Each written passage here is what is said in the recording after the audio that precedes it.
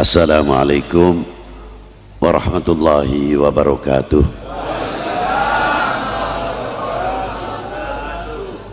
Alhamdulillahil azizil madud, wassalatu wassalamu ala sayyidina Muhammadin sirri hayatil wujud, wassababil a'zam likulli mawjud, afdali kulli abin wa afdali kulli maulud, sahibul karami wal jud, wa sahibus syafa'atil udhma wa liwa'il hamdi alil asma wa maqamil mahmud, wa ala alihi wa sahbihi ila yaumin ma'ud. Amma ba'du, hadratil muhtaram al mukarramun, para saudara-saudaraku yang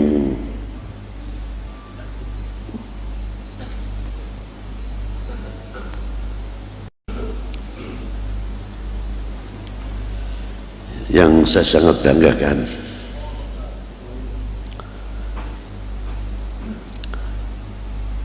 dan yang saya hormati Bapak Pimpinan Lapas beserta jajaran dan anggotanya.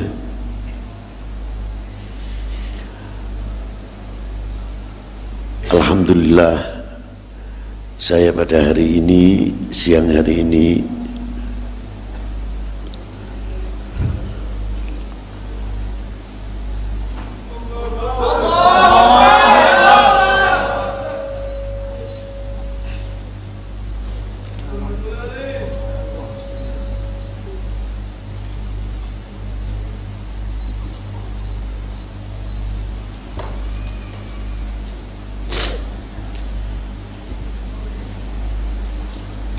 mendapat anugerah dari Allah Subhanahu wa Ta'ala yang sama sekali tidak masuk dalam pikiran saya pribadi akan bisa duduk bersama dengan panjenengan yang tidak terlepas dari orang-orang yang saya banggakan dan selalu saya doakan.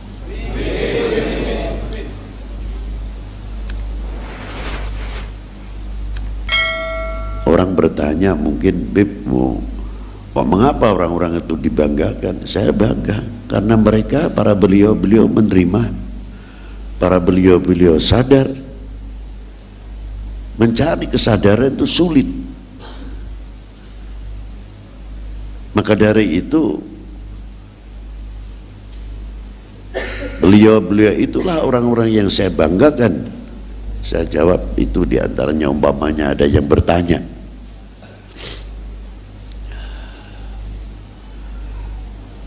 jadi saya bisa duduk bersama, itu satu kenikmatan sendiri untuk saya.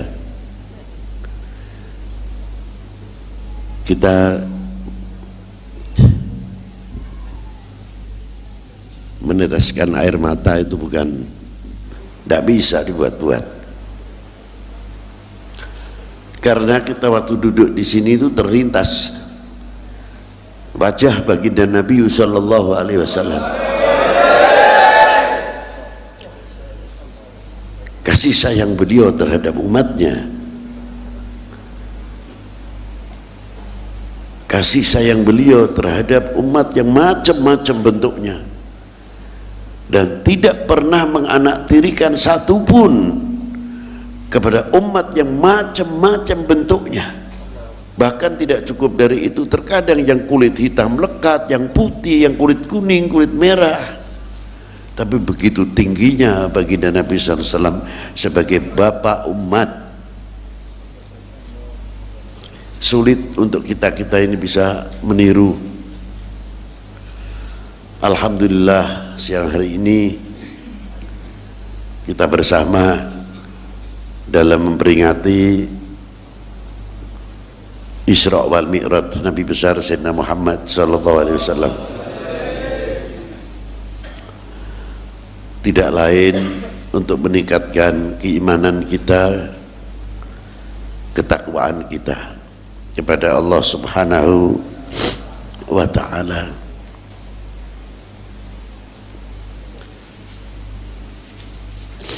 dalam peningkatan iman takwa itu secara pribadi saya mengatakan sebetulnya saya malu. Karena apa? Bukan satu kebanggaan saya bisa memberikan pencerahan tentang ilmu agama, karena apa yang ada pada diri saya walaupun sudah dielu-elukan namanya, umpamanya orang yang tidak kenal saya siapa, justru terkadang yang begitu itu membuat fitnah untuk diri saya.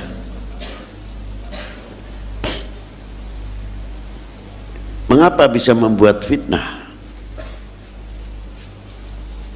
Apakah orang-orang itu akan membuat fitnah kepada saya? Tidak. Fitnah terhadap hati saya khususnya, karena kalau sudah orang namanya menjulang tinggi umpamanya, itu lupa kepada pamornya sendiri bahwa itu anugerah dari Allah Subhanahu wa taala.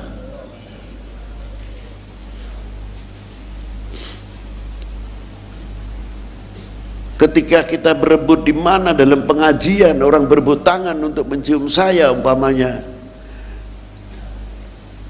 kalau hati ini tidak dijaga, kebetulan ada orang yang salaman begini saja, terkadang hati saya berkata orang belum kenal saya karena masalahnya belum dicium tangannya saja.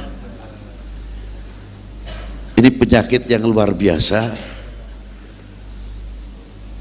kelihatannya sepele tapi bisa mengganjal dan bisa memicu ketakaburan, kesombongan dan lain sebagainya. Kelihatannya ringan,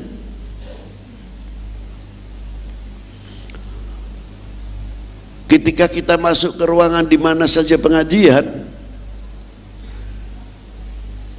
bila mana kita melihat kok tidak ada orang yang bangun untuk menyambut, padahal sudah cukup yang berdiri karena cinta, karena menghormati. Ada beberapa orang saja, mungkin orang itu udur, mungkin orang itu tidak bisa kita prasangka yang jelek ataupun buruk, tapi karena hati mulai terkena fitnah, terkena virus, akan mengatakan orang tidak cinta ulama itu, tidak mengerti sama saya itu. Itulah penyakit yang paling berbahaya untuk kita semua.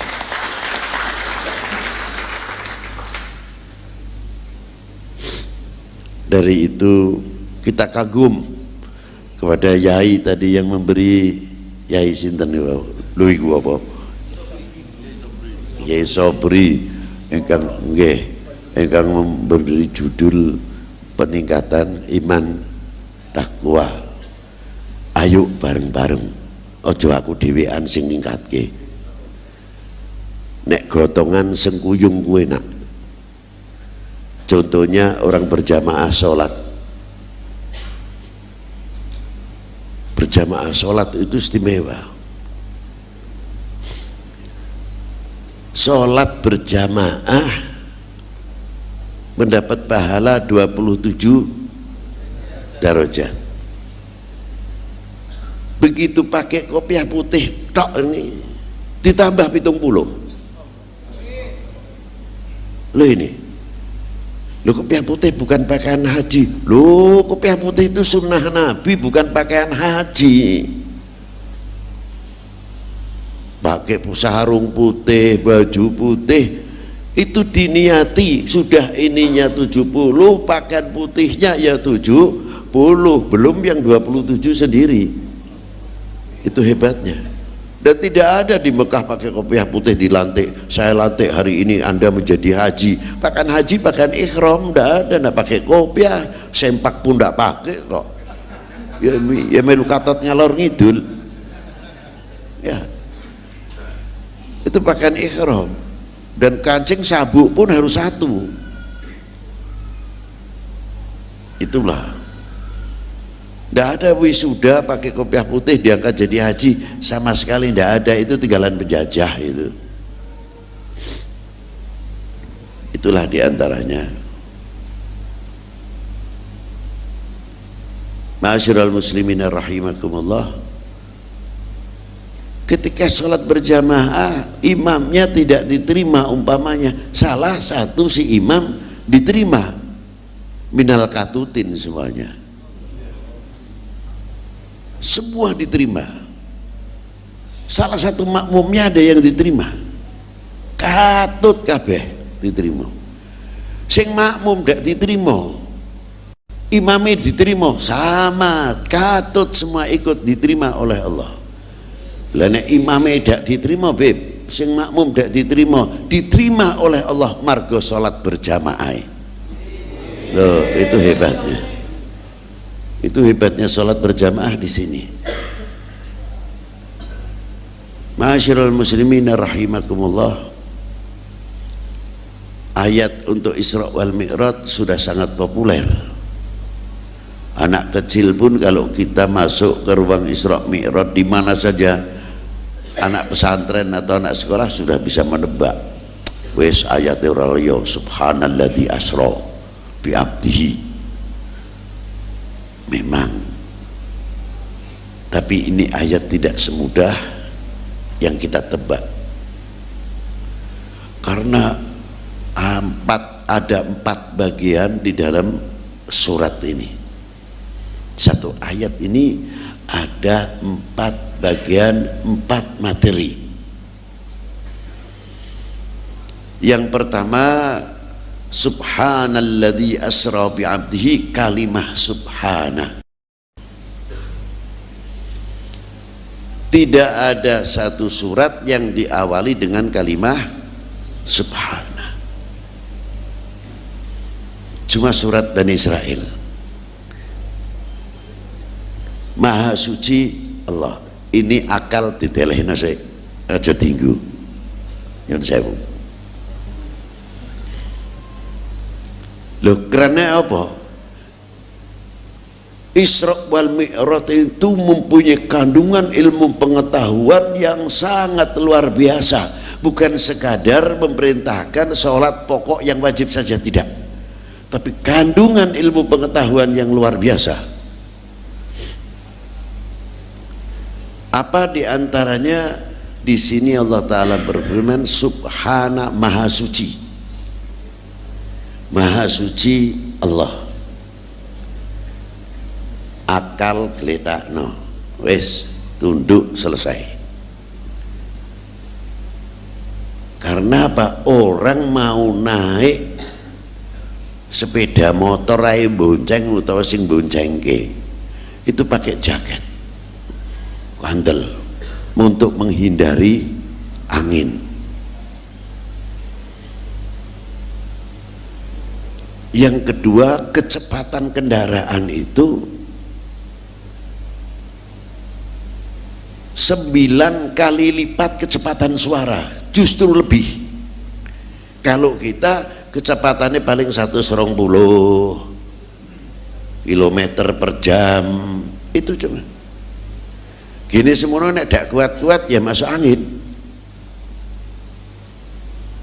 Rasulullah hanya pakai jubah, gamis, serobanan, sandali melu katut diserokake, naik buruk, tapi kecepatan buruk yang begitu tinggi luar biasa, kok yo ora masuk angin.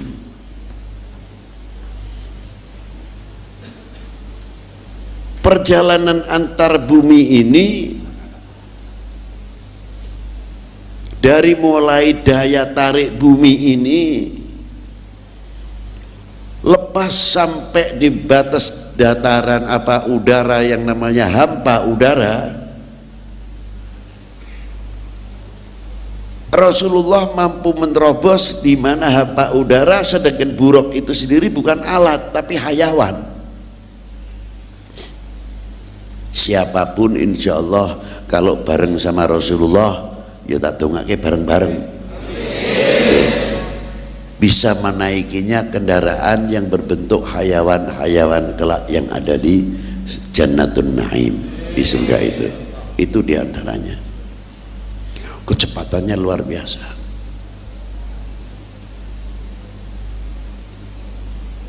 Belum ketika melewati yang namanya satu udara, satu hawa yang disebut ionosfer, itu panasnya jangan tanya para bapak. benda apapun kalau melalui daerah itu luntur, leleh. Ning Rasulullah aman,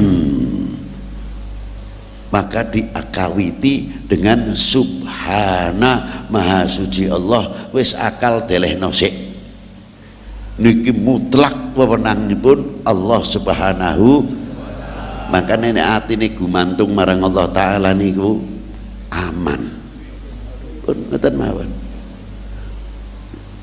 Saklaine Allah taala sabab dalan ikhtiar bloko ning sing nentokno subhana. Itulah kuncine ta mriku.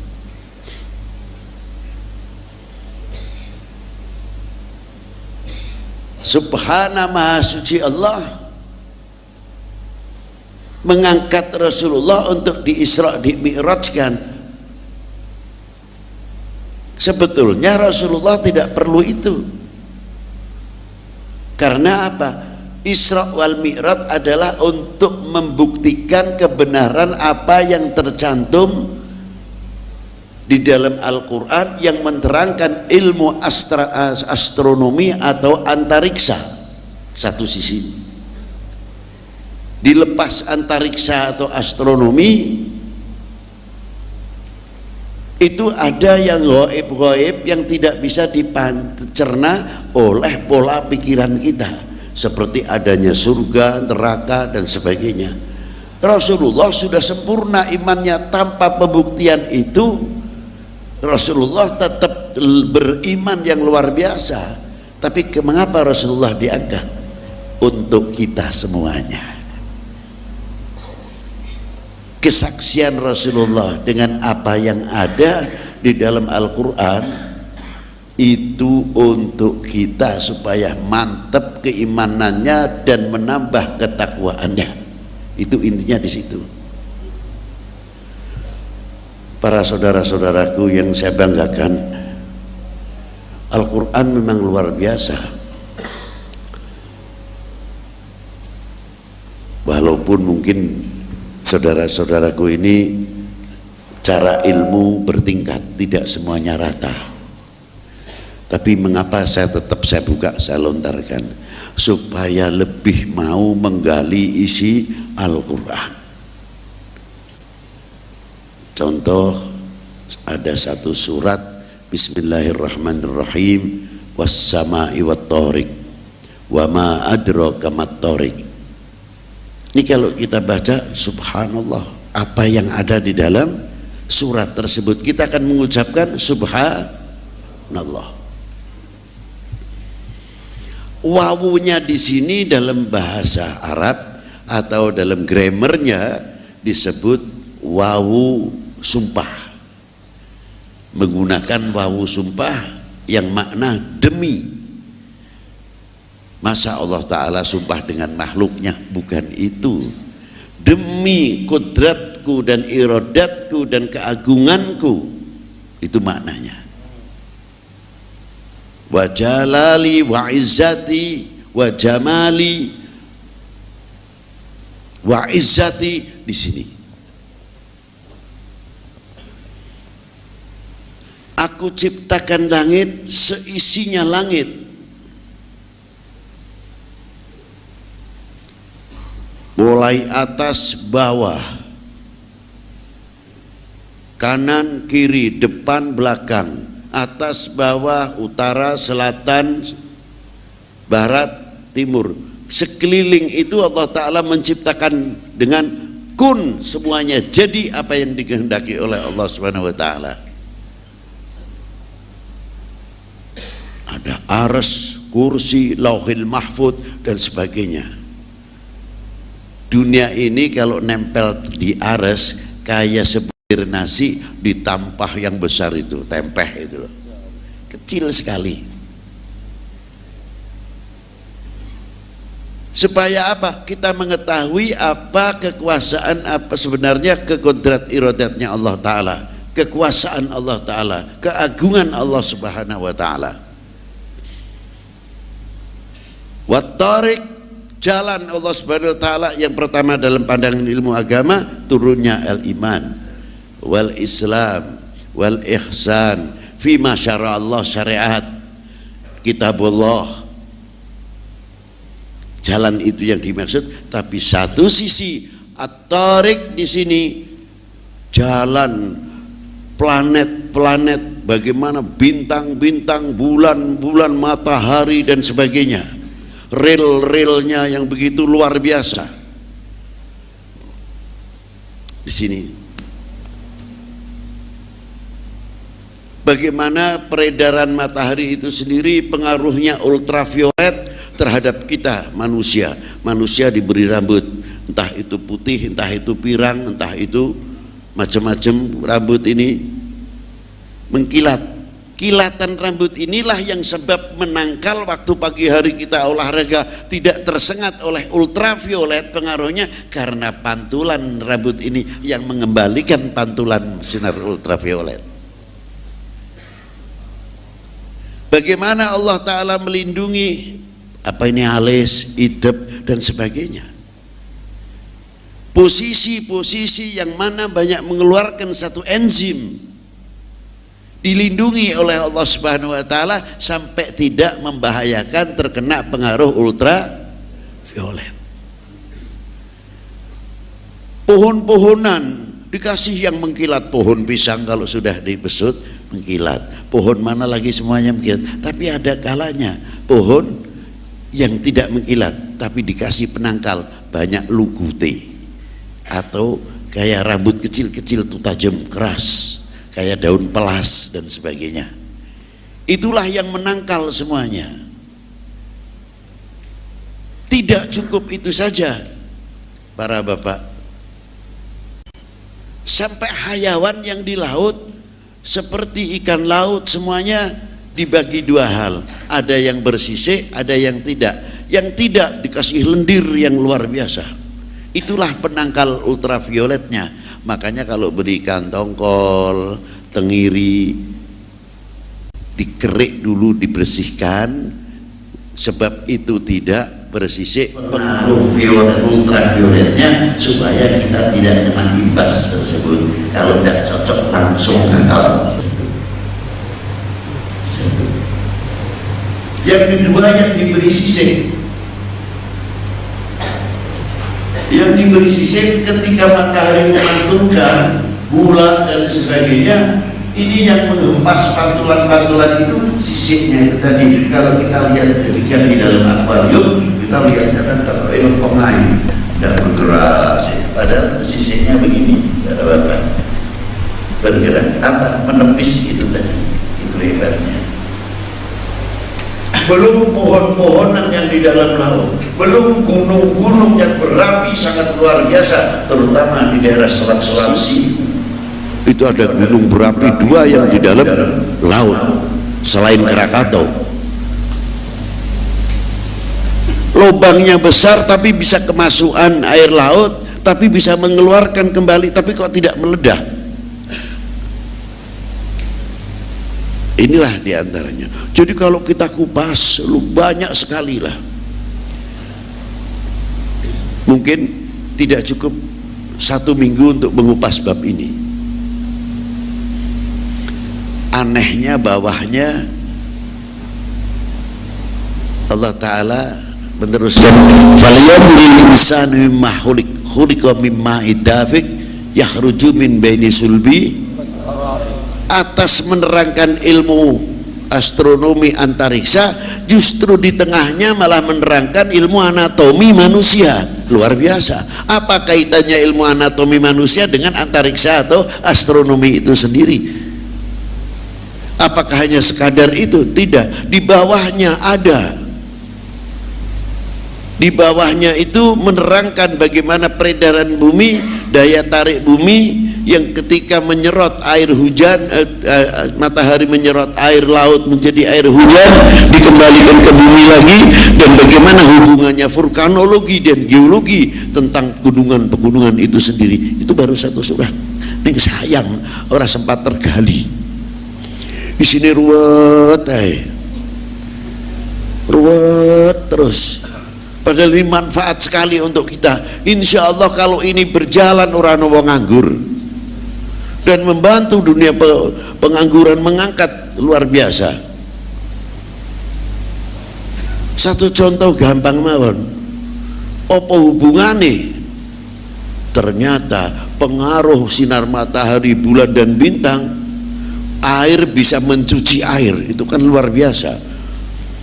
Ketika air itu dari air sungai musim kemarau ataupun musim merendeng, begitu masuk ke laut diterima oleh beberapa zat-zat yang ada, sehingga pada waktu pasang air laut itu sendiri jalan dari bawah sampai radiasi berapa kilometer di sungai itu sendiri. Sayangnya sekarang sungainya tidak pernah dikeruk, akhirnya rob saja jadinya. Padahal kalau kita keruk sungai itu umpamanya sekian kilometer, lebar sekian, sepanjang ini, kita bagi berapa kubik itu air rob. Nah kita lihat sungai yang ada di Semarang, di Pekalongan, Kendal itu berapa? Oh sekian sekian sekian. Biasanya kalau rob zaman dulu kita kecil sampai 4 km masuknya air rob. Sungai, bukan ke masyarakat, bukan ke penduduk. Karena apa? Sungainya memenuhi syarat bisa memadai waktu ketika pasang. Nah sekarang banyaknya sungainya dangkal, akhirnya ukurnya sungai ini bisa memadai, akhirnya banyune mutah. Nah, ini logikanya.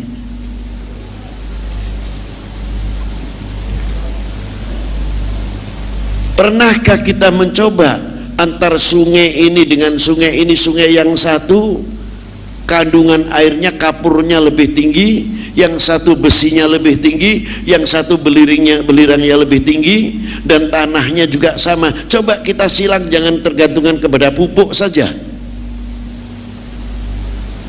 Pupuk itu sebagai pemicu atau pemacu saja, tapi air itu sendiri sudah bisa mampu mengantisipasi hama, mengantisipasi penyakit pohon-pohonan. Karena apa?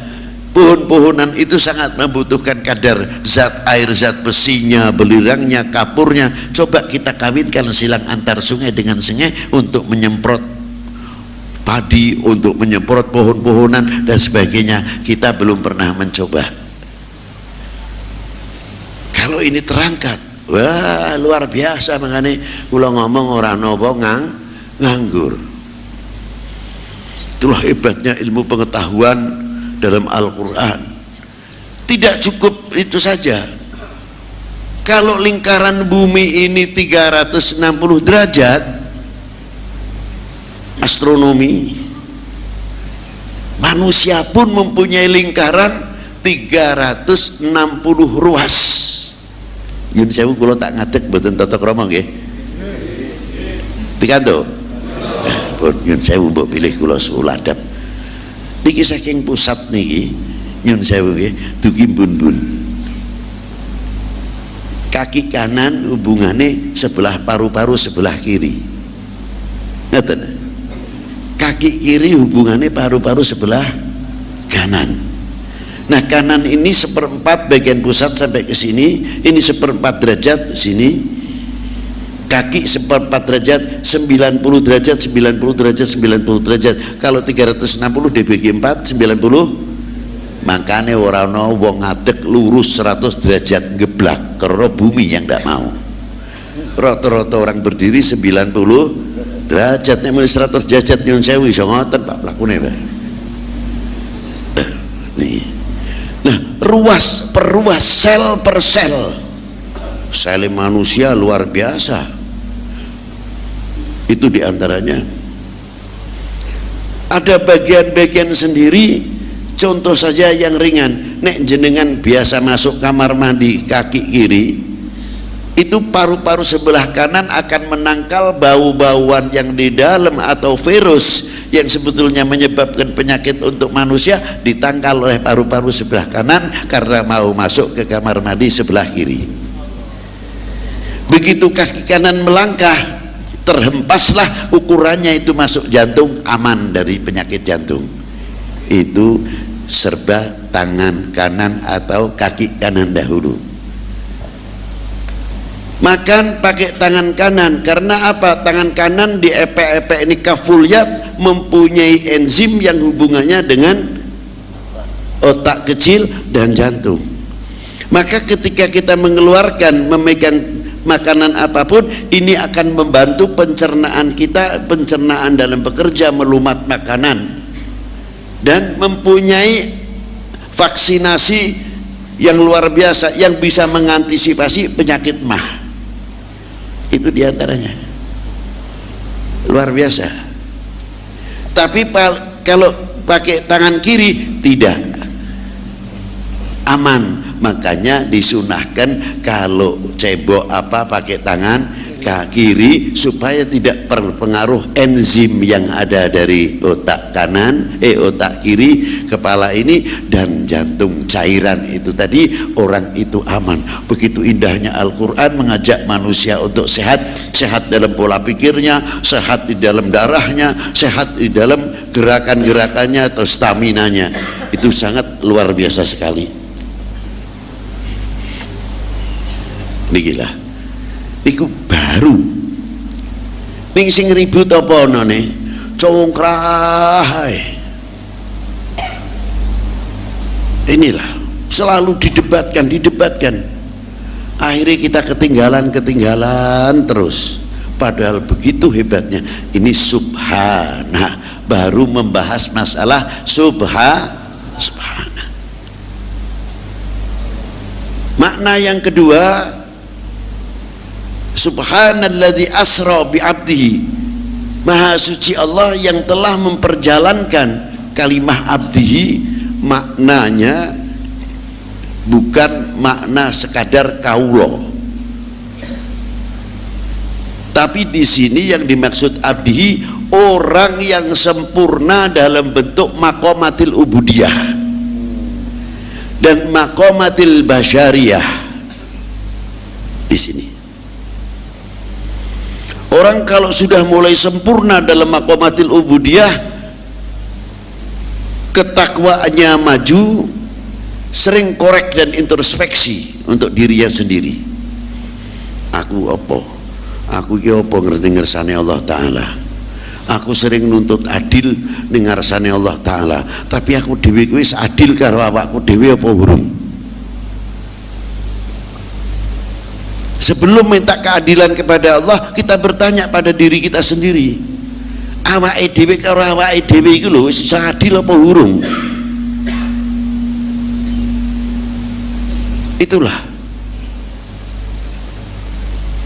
Wong terkadang kita makan saja, padahal kalau kita kupas bab maqamatil ubudiyah ke bawah, bukan ke atas, nek ning Kanjeng Nabi terlalu dhuwur.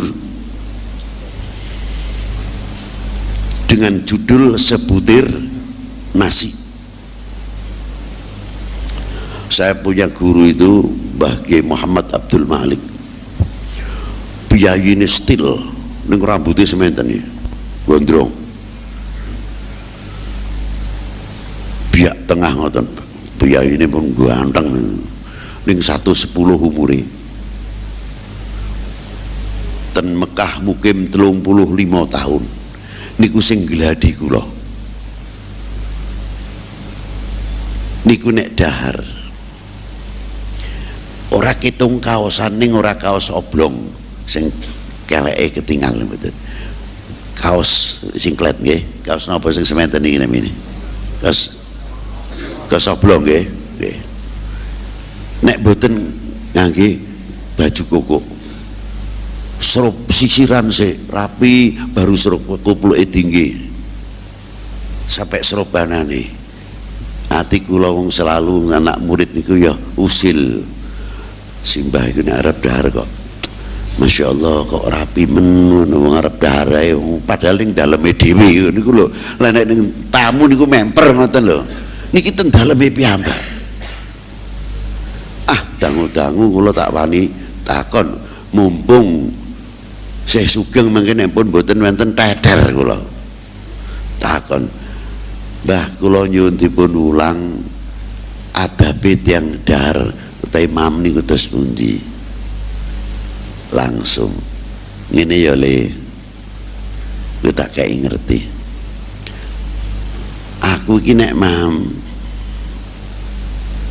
saya ini kalau makan mesti berpakaian rapi. Begini ini saya tidak menghargai nasinya, tidak menghargai minumannya, karena minuman itu juga makhluk, nasi pun juga makhluk, tidak bisa memberi pelepas dahaga dan tidak bisa memberi kenyang. Barang siapa menetikotkan kalau tidak makan mati, itu syirik. Jadi kalau kita berbicara syirik, tidak usah datang ke kuburan terlalu jauh, makan saja bisa syirik. Enteng ya? Ini berat. Titi rasa berbicara syirik, duduk syirik, ini syirik, sirak. Lah, sing dihadapi bendino itu sampai nak umpamane sehat adalah segalanya. Ya hati-hati, sehat bukan Tuhan. Apa dikira nek sehat iso gawe dawa umure wong, ora iso. Syirik itu. Awas jangan kena penyakit ini, nanti kamu mati. Begini, loh sing gawe cendek kuburku penyakit apa Allah Ta'ala? Syirik itu tadi. Loh, kok kuburan, mana jadi sasaran kuburan mawon. Wah kuno. Nggih. Ah niki lah. Iki diantawisipun. Sepele nggih, ketinggalan nggih. Iki satu contoh mawon. Bab perkara